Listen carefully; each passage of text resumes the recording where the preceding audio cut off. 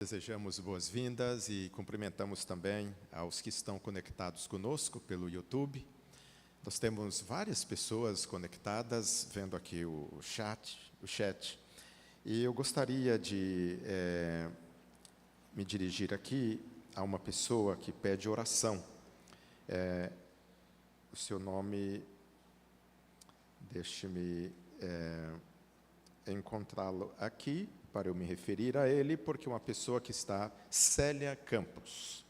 Célia está pedindo oração por sua saúde. E eu gostaria de convidar você a abrir a Bíblia, e antes de ler, nós vamos orar pela Célia nesse momento, e orar também por todos que estão aqui conosco, e você também que nos dá a honra de estar nos acompanhando aqui pelo YouTube. Então, o texto que nós iremos estudar está no capítulo 11 do Evangelho escrito por João.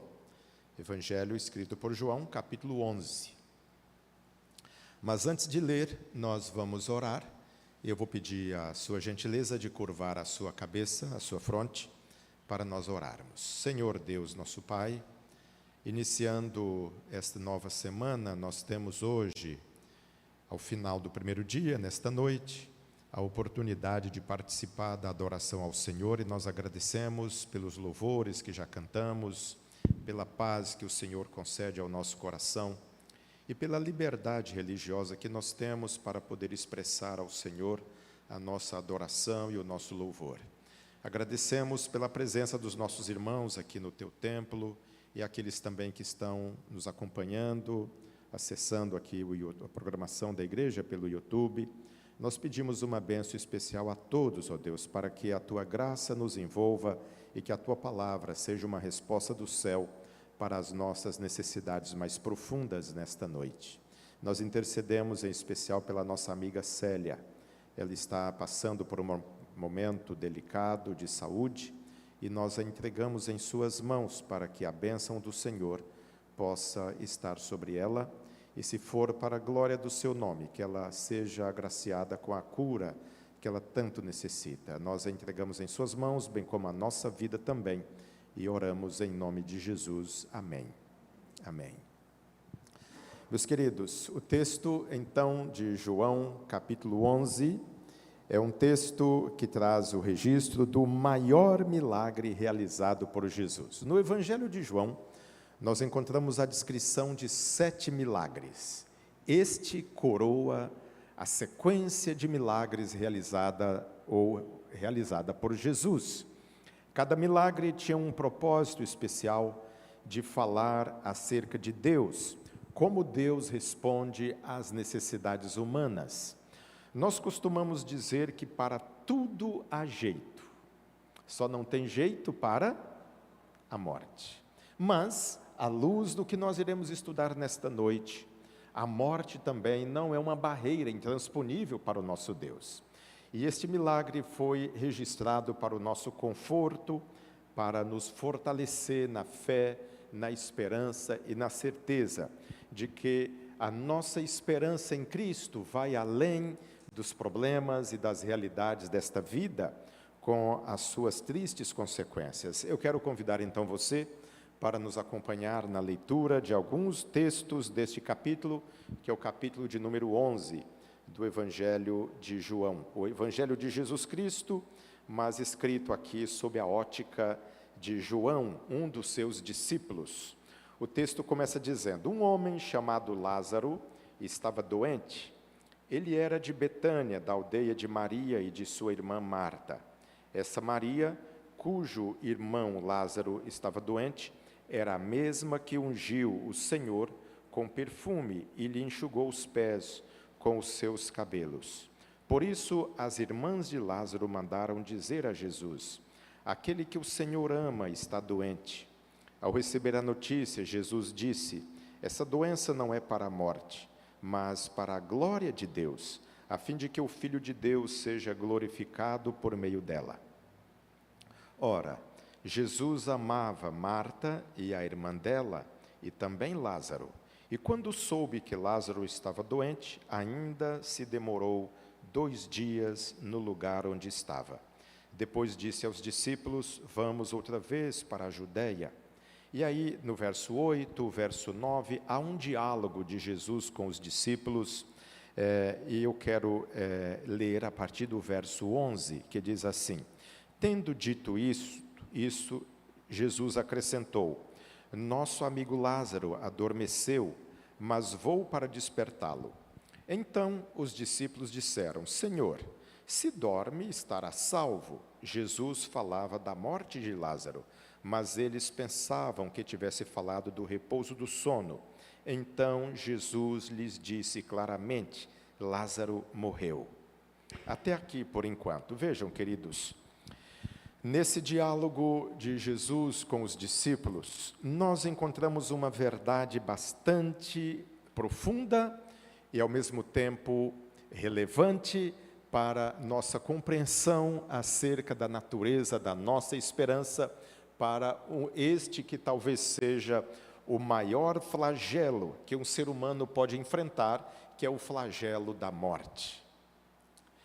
O texto começa apresentando uma realidade de um amigo de Jesus, Lázaro, irmão de Maria e Marta, uma família provavelmente de órfãos, de pai e mãe, que se tornaram amigos de Jesus e com quem Jesus frequentemente mantinha comunhão, e provavelmente ele era um hóspede frequente na casa desses amigos. E então Lázaro adoeceu. E a primeira verdade que parece ser um incômodo para muitas pessoas é notificar que uma pessoa que serve a Jesus, uma pessoa que é amiga de Jesus, pode também sofrer as consequências de estar vivendo num ambiente de imperfeição, onde o pecado existe, o pecado gera fatalidades como doenças e até mesmo a morte.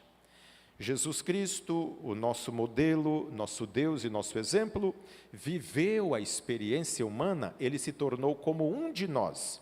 Em tudo foi como nós, exceto em que ele não pecou. Mas a palavra nos diz que naquilo que ele viveu, naquilo que ele experimentou, as lutas, as dificuldades semelhantes às nossas, ele é poderoso para nos socorrer. E isso traz conforto. E neste caso, o texto, ao ser registrado, irmãos, tinha uma intencionalidade, porque Deus sabe que em algum momento pessoas como você enfrentaria situações como esta, que Marta e Maria, duas irmãs, que naquela época uma mulher não ter o pai era preocupante, porque ela não tinha nenhum amparo se não tivesse um marido ou um irmão. Marta e Maria, pelo menos o texto não evidencia qualquer nota de que elas tivessem um cônjuge, mas tinham um irmão. E agora esse irmão adoece, a preocupação toma conta, e elas enviam um mensageiro a Jesus, dizendo para notificá-lo: está enfermo aquele a quem amas. O texto diz que quando a notícia foi dada a Jesus, ele ainda demorou 2 dias para atender. Esse é um assunto, irmãos, que mexe conosco. A demora. Quando você espera uma resposta de Deus e parece que a resposta não chega, não é um teste fácil. Você que já experimentou isso ou virá experimentar, saiba que homens e mulheres de Deus no passado também viveram essa situação. E por que é que Deus permite isso? Sabe, queridos, nós não temos todas as respostas enquanto estamos aqui, mas uma coisa nós podemos saber, que o nosso Deus não é indiferente aos nossos problemas. Ele não é um Deus que não se importa, Ele se importa com você, Ele se preocupa conosco. Mas por que a demora? Nós não temos as explicações, é verdade, mas ainda assim nós podemos confiar. Marta e Maria certamente foram tomadas por sentimentos de angústia, de apreensão, diante daquilo que, pela lógica humana, era um fato: a demora de Jesus em atender o seu pedido. As coisas não melhoraram com o passar do tempo, e Lázaro foi a óbito. E um sentimento de desespero Se era antes apreensão e angústia, agora um sentimento de dor e desespero tomou conta. Por que Jesus demorou tanto? Bem, antes de nós buscarmos uma resposta para esta realidade, eu gostaria de lembrar algo, como Jesus abordou os discípulos, dizendo: nosso amigo Lázaro adormeceu. E eles disseram: Senhor, mas se dormiu, está tudo bem. Ele dizia: não, Lázaro morreu. E aqui, queridos, nós temos uma verdade apresentada por aquele que é o doador da vida, o único que passou pela morte e tornou a viver pelo seu próprio poder, porque nele a vida original, vida não emprestada, vida não derivada de nenhum lugar. Ele é o autor da vida, nele a vida própria. Jesus Cristo é a resposta para esse dilema que todos nós enfrentamos em nossa vida, na nossa família. Ele tem as respostas. E ele diz aqui algo que é importante você tomar consciência. Diante de Deus, a morte não é o fim. Ele a compara com um estado de sono. Agora, aqui há um detalhe significativo, porque quando uma pessoa dorme, e há pessoas com sono bastante profundo, eu sou um desses, não acordo tão fácil. Não é tão fácil conseguir me acordar quando entro naquele estágio de sono profundo. Os estudiosos desse fenômeno do sono têm uma sigla que é o sono REM, que é uma sigla em inglês que não é o caso aqui para a gente ficar, mas assim, é o sono profundo que todos nós passamos e que é recomendável nós dormirmos até mais cedo para ter esse sono profundo que vai realmente contribuir. Você não tem noção do que se passa ao seu redor. Nem mesmo os sonâmbulos que conseguem caminhar e falar têm qualquer noção do que está acontecendo quando está nesse estado de sono profundo. Jesus usou essa realidade para referir-se, para comparar a morte, dizendo: quem morre está dormindo. O que sabe alguém que está dormindo? Que consciência tem? Nenhuma. E a esse respeito, contrariando aquilo que a teologia popular ensina, de que os mortos estão em algum lugar, ou estão no céu, ou estão no inferno, ou estão no lugar intermediário, que alguns chamam de purgatório, outros dizem que vai para outro lugar chamado limbo, e tem umas gavetas aí que criaram para colocar diferentes tipos de pessoas. Outros dizem que quem morreu passou dessa vida para outro tipo de vida e etc. Mas o único que passou pela morte e tornou a viver pelo seu poder diz: não, os mortos estão dormindo. E a palavra de Deus nos diz, se você quiser conferir, me acompanhe, por favor, em Eclesiastes, livro de Eclesiastes, capítulo 9, ali reforça este aspecto, este princípio apresentado por Cristo, relativo à situação dos que dormem o sono da morte. Eclesiastes capítulo 9, verso 5 diz assim: porque os vivos sabem que vão morrer, mas os mortos não sabem nada, e não têm nenhuma recompensa a receber, porque a memória deles jaz no esquecimento. Veja, a verdade da palavra de Deus é esta: os mortos não sabem nada, a memória jaz no esquecimento. Veja o verso de número 6 ainda, que diz: amor, ódio e inveja para eles já não existem mais, eles estão afastados para sempre de tudo que se faz debaixo do sol. Veja, o estado de sentimento também dos que morreram perece. E continua dizendo a palavra de Deus, veja, no verso de número 10, diz assim: tudo que vier às suas mãos para fazer, faze-o conforme as suas forças, porque na sepultura, para onde você vai, não existe obra, não existe projetos, não existe conhecimento nem sabedoria alguma, porque a memória jaz no esquecimento. Sim, queridos, Por um lado, parece ser confortadora a ideia, ou confortadora a ideia, de que as pessoas que morrem vão para algum lugar, e se for gente boa, vai para o céu. Isso aparentemente parece ser confortador, mas não é uma verdade.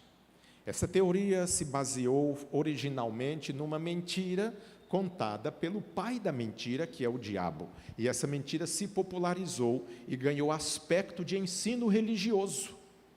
E isto é tremendamente perigoso.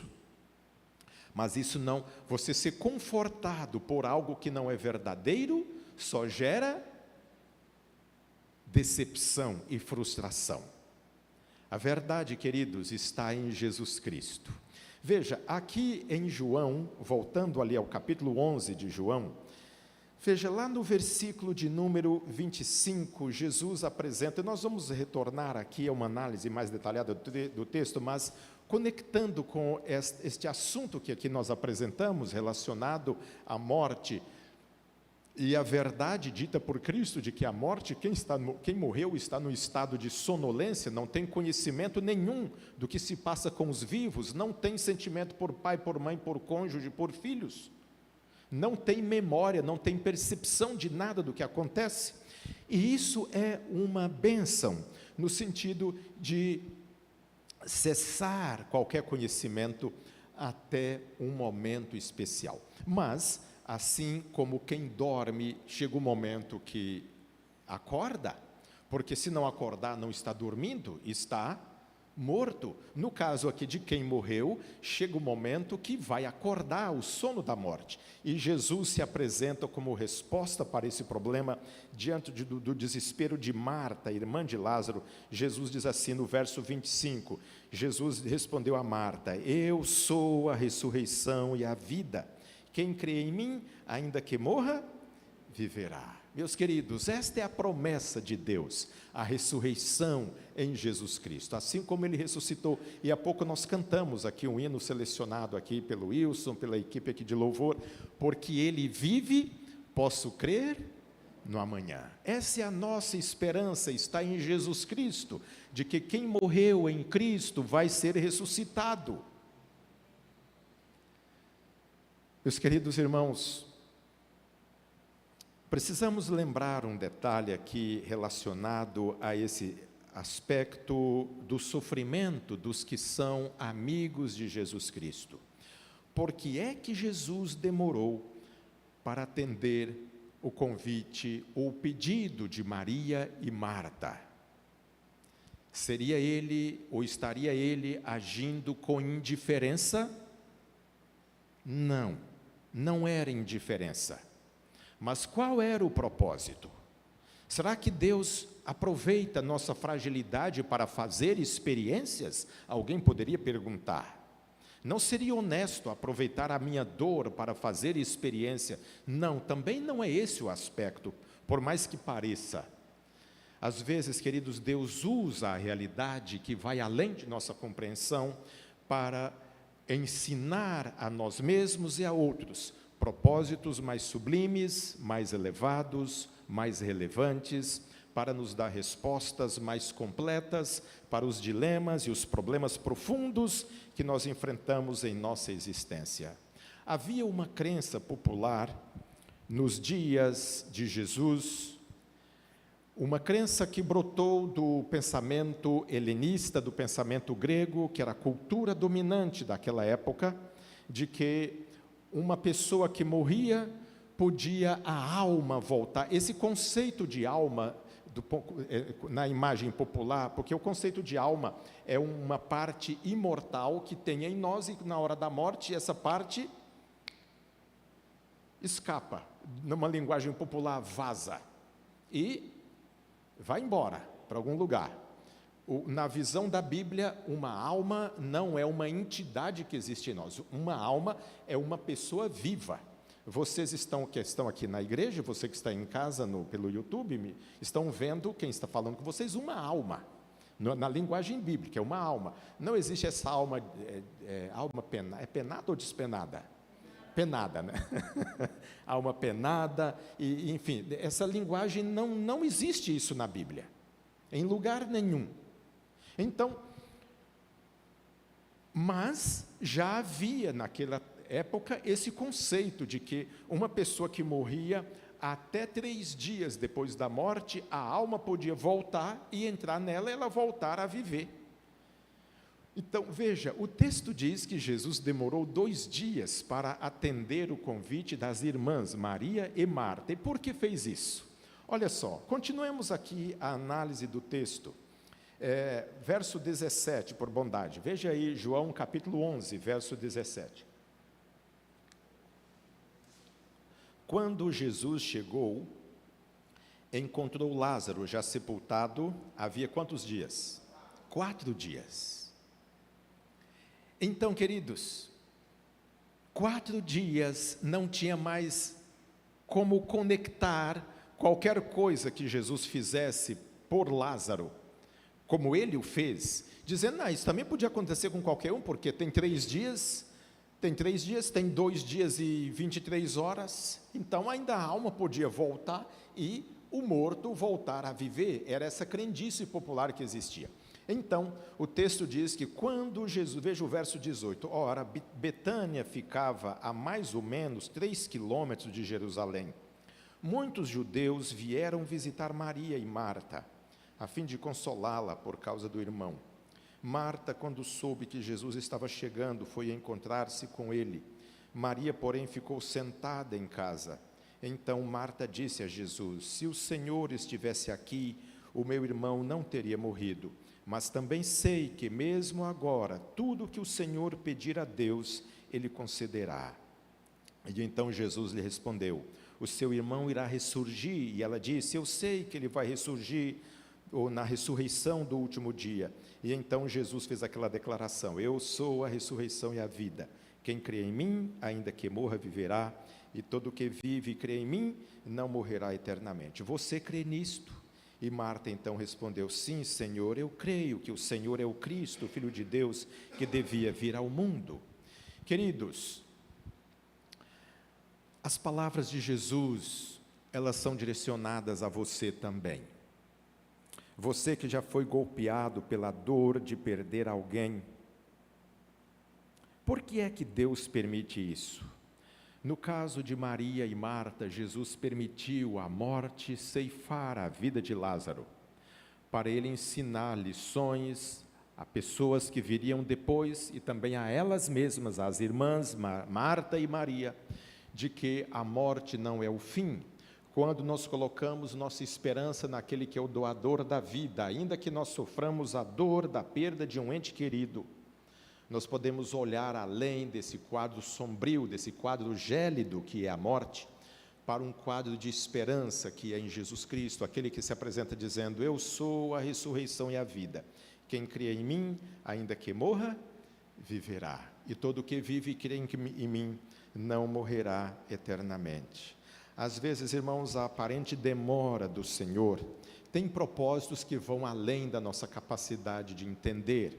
Mas quando Deus permite, a palavra diz assim, que tudo coopera para o bem dos que amam a Deus. É difícil explicar isso, muito difícil admitir isso quando você passa por uma dor, por uma perda, tão grande como tantos de nós já passamos na nossa vida.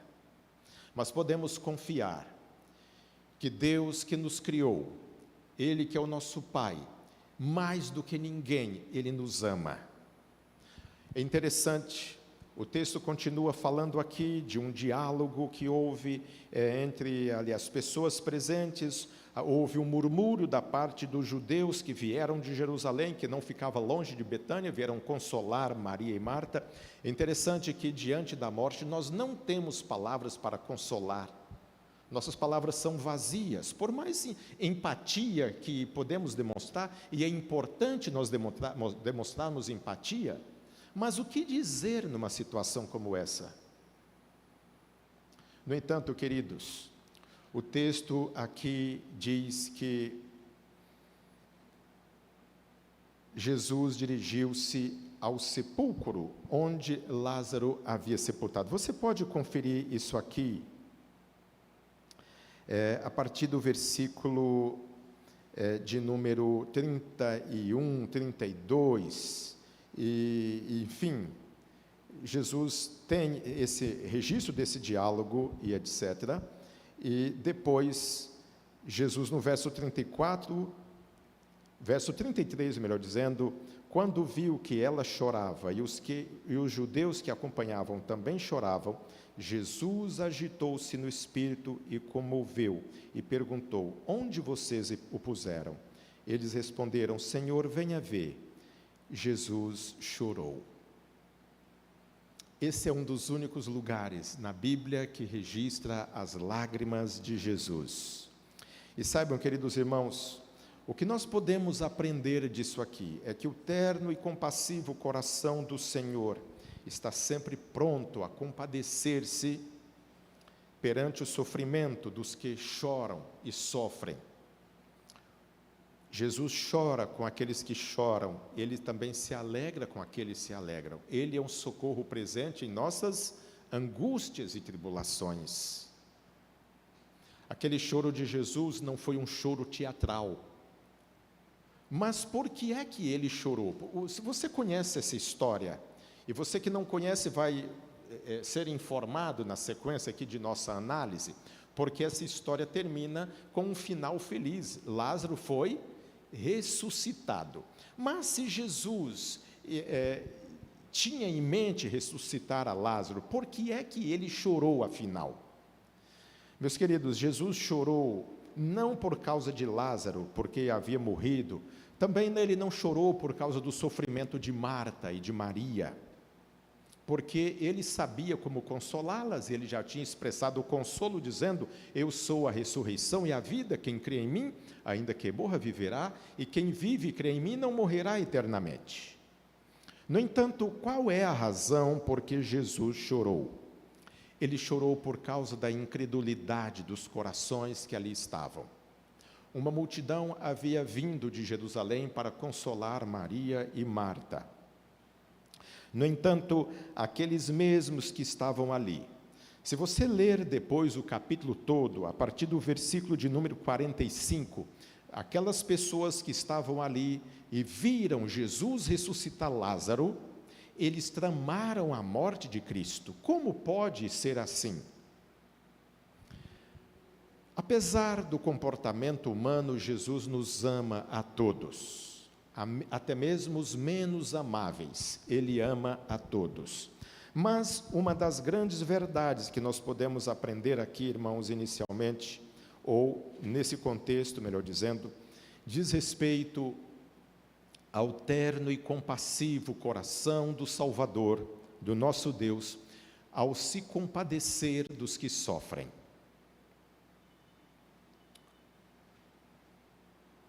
O texto diz que, aproximando-se ali do sepulcro, Jesus chorou.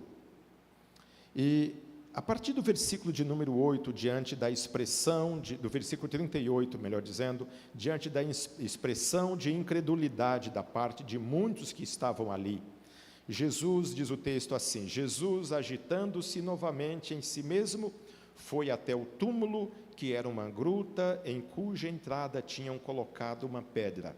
Então Jesus ordenou: tirem a pedra. Marta, irmã do falecido, disse a Jesus: Senhor, já cheira mal, porque já está morto há 4 dias. Jesus respondeu: eu não disse a você que se cresce veria a glória de Deus?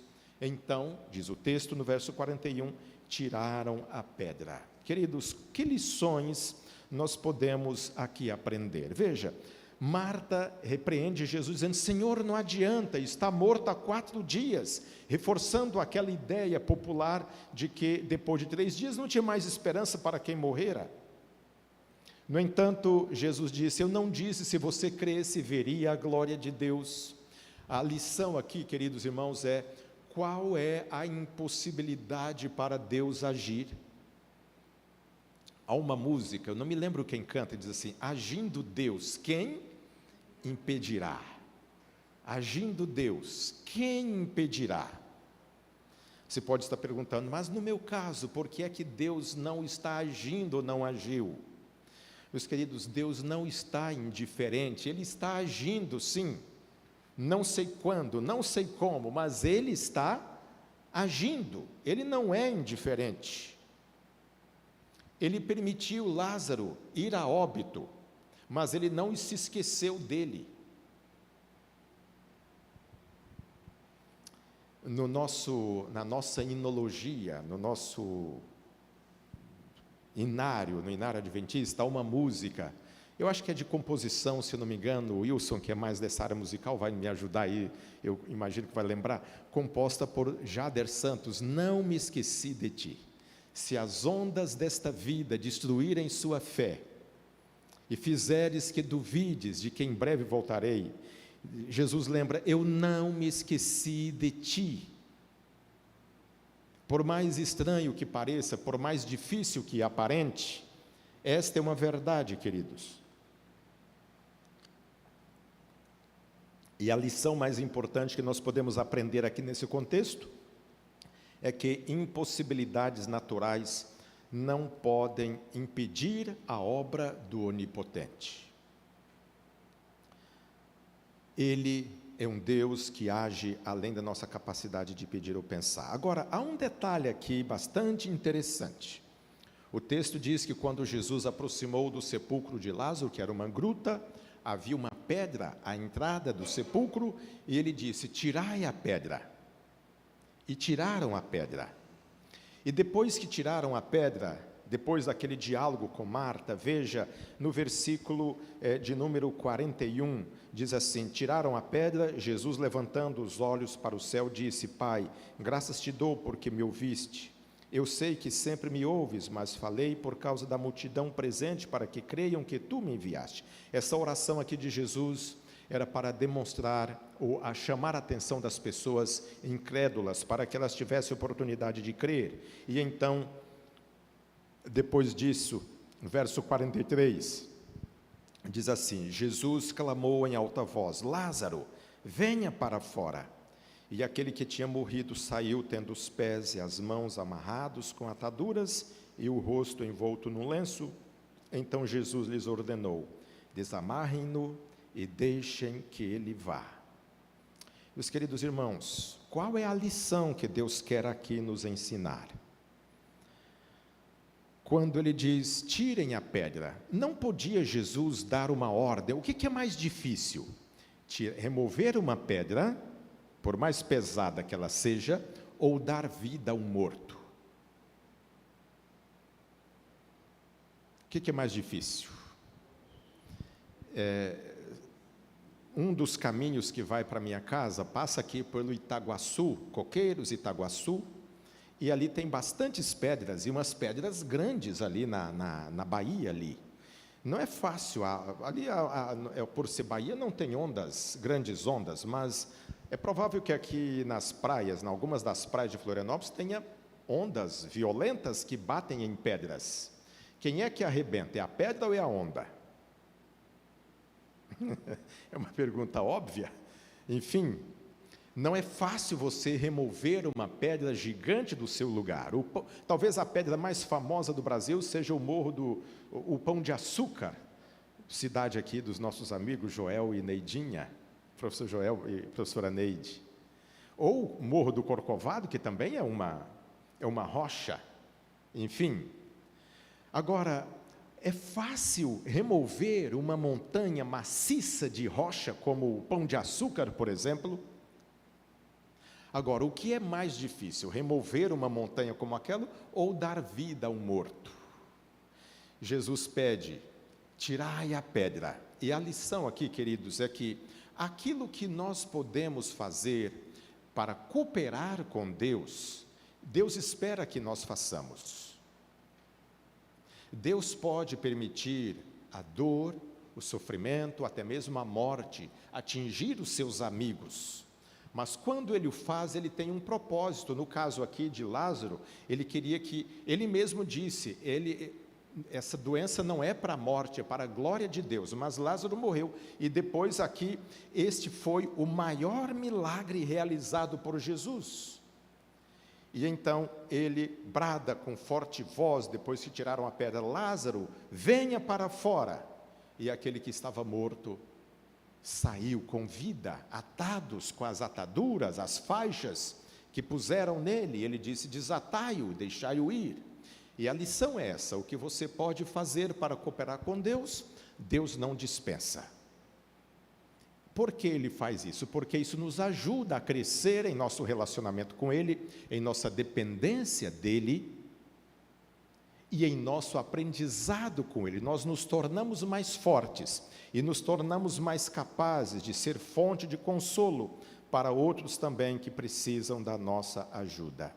O nosso problema, às vezes, irmãos, é fazer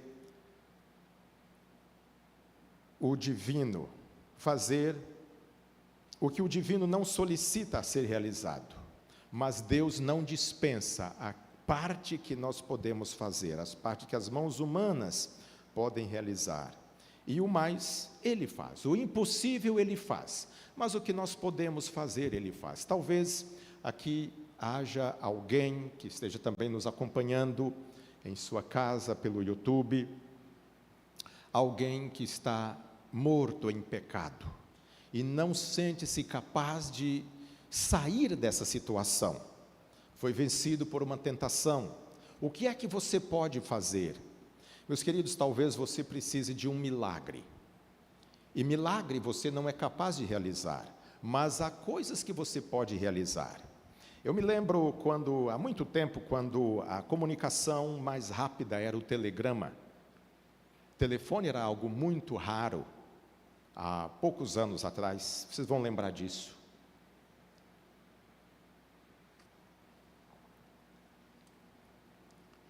As revistas, a Igreja Adventista tinha um canal de comunicação extraordinário, chamado Revista Adventista. E as notícias, ficávamos ansiosos todo mês para receber a Revista Adventista, porque vinham as notícias da igreja, do Brasil inteiro, e de algumas partes do mundo, e etc. Tal. Então, era assim que era. Era como quem esperava o jornal de amanhã para saber as notícias de hoje, e tal. Enfim, e na Revista Adventista tinha uma seção para jovens, que era Cartas para o Tio Luiz. Pastor Luiz Waldvogel, que respondia às cartas dos jovens, que escreviam lá pedindo conselhos, tirando dúvidas. E eu me lembro, eu li a carta de uma menina, a pergunta que ela fez, um conselho que ela pediu para o pastor Luiz Waldvogel. Dizia: tio Luiz, chamava de tio Luiz, o que eu faço? Eu me converti, entreguei minha vida a Cristo, mas vim do mundo, da balada, e eu gostava muito de dançar, e toda vez que eu ligo o rádio, uma vontade louca de dançar toma conta de mim. O que eu devo fazer? E o conselho dele foi bem respeitoso, mas bem direto: desligue o rádio. Desligue o rádio. Você precisa de um milagre. Remover a vontade, isso é obra de Deus. Remover a vontade de pecar é obra sobrenatural. Mas você pode ajudar desligando o rádio. Você pode ajudar apagando um aplicativo de celular, bloqueando algum tipo de acesso. E o que mais você pode fazer? O que o ser humano pode fazer, Deus não dispensa. Agora, o milagre Ele realiza. A pedra podia ser removida por mãos humanas, isso foi feito, mas devolver vida ao morto há 4 dias, só Deus pode fazer. Isso Jesus fez para Deus ser glorificado. Meus queridos, nesta semana que se inicia, o que é que você pode fazer para cooperar com a obra de Deus? E nessa semana que se inicia, qual é o tipo de milagre que você permitirá Deus fazer na sua vida? Na vida de Maria e Marta, o milagre foi devolver o irmão. A única esperança na terra que elas tinham, do ponto de vista da lógica humana, era ter alguém para protegê-las, para ampará-las. Jesus lhes deu essa dádiva. Quanto a você, qual é o milagre? Eu não sei como Deus fará, mas eu tenho certeza que o nosso Deus é um Deus de milagre. E o milagre pode ser a paz que você necessita, pode ser uma mudança de alguma perspectiva, pode ser você tornar-se uma fonte de consolo, de conforto para alguém que vive situações semelhantes. Tudo isso é bênção também, mas nós temos uma certeza. Como Jesus disse, eu sou a ressurreição e a vida. Quem crê em mim, ainda que morra, viverá. E todo que vive e crê em mim, não morrerá eternamente. Queridos, essa é a nossa grande esperança. A esperança de que muito em breve Jesus vai voltar. E a palavra diz assim, ao ressoar da última trombeta, com voz de arcanjo, Jesus Cristo, identificado na Bíblia como também sendo Miguel, o príncipe, com voz poderosa, dito em João capítulo 5, ele diz, os mortos ouvirão a voz do Filho de Deus e sairão para a vida. Nós reencontraremos nossos entes queridos que morreram em Cristo Jesus, para nunca mais nos separarmos. Maria e Marta, as evidências históricas mostram que Lázaro foi assassinado depois da ressurreição, porque era um testemunho poderoso da divindade de Cristo, porque ressuscitar o morto com o corpo decomposto está além da capacidade de qualquer mágica. Era um testemunho poderoso da divindade de Cristo, e ímpias pessoas que se diziam religiosas tiraram a vida de Lázaro para tentar abafar o impacto do milagre que Jesus realizara. Mas a verdade, queridos, é que muito em breve, quando Jesus voltar, os que morreram em Cristo serão reunidos com Ele e com os salvos de todas as épocas, e você também pode fazer parte desse momento para viver com Ele a vida eterna. Essa é a nossa esperança. Eu quero relembrar as palavras que nós cantamos ainda há pouco, e você as viu aqui nesta tela. Nós cantamos com expressão de fervor, porque Ele vive, posso crer no amanhã. Que Deus possa encher o seu coração desta paz, dessa certeza, ao você enfrentar as lutas e as batalhas que você terá à sua frente nessa nova semana. Que Deus possa abençoá-lo. Amém? Eu quero convidar você para nós orarmos nesse momento. Vamos ficar em pé, por gentileza. Você que está também nos acompanhando, se tiver condições, você que está em casa, esse gesto é importante, é uma atitude de dependência de Deus. Senhor, eu me levanto na sua presença, porque eu quero receber a tua bênção, e nós vamos orar agora nesse instante. Ó Pai querido, nossa gratidão ao Senhor pela sua palavra. Quantas verdades profundas ela nos ensina, quantas lições confortadoras nós encontramos neste livro sagrado que é a Bíblia, a palavra de Deus. Ajuda-nos, ó Deus, nesta nova semana, a ocupar nossa mente, dedicando tempo ao estudo da Bíblia, buscando interiorizar as suas promessas em nosso coração, guardando-as na nossa mente, para enfrentarmos os dilemas da vida, na certeza de que o Senhor não se esqueceu de nós. Muito obrigado pela confortadora mensagem da sua palavra. O Senhor chora com a nossa dor, o Senhor se alegra com nossos momentos felizes, e o Senhor está presente quando mais necessitamos. Embora, ó Deus, às vezes, como aconteceu para Maria e Marta, pareça demorado, e a expectativa nossa não se cumpre, como aconteceu no caso delas. Lázaro estava enfermo, esperaram a vinda do Senhor, e Lázaro foi a óbito, mas o Senhor fez ali o maior milagre realizado em sua palavra. Ó Pai, muito obrigado por esse conforto e por esse consolo. Aqui entre nós, há pessoas que têm o coração machucado pela perda de entes queridos. Nós pedimos o consolo e o conforto da sua graça e da esperança viva que nós temos em Jesus. Aqueles que estão sofrendo qualquer tipo de angústia ou enfermidade, abraça-os nesta hora. E ao começarmos essa semana, encoraja-nos a confiar de que o Senhor é poderoso para fazer por nós até mesmo além da nossa capacidade de pedir ou pensar. Receba a nossa prece, nossos pedidos, receba também a nossa gratidão. Nós o fazemos em nome de Jesus. Amém. Amém. Que todos tenham uma semana feliz. Nós louvaremos a Deus na nossa saída ou estaremos à porta para cumprimentá-los.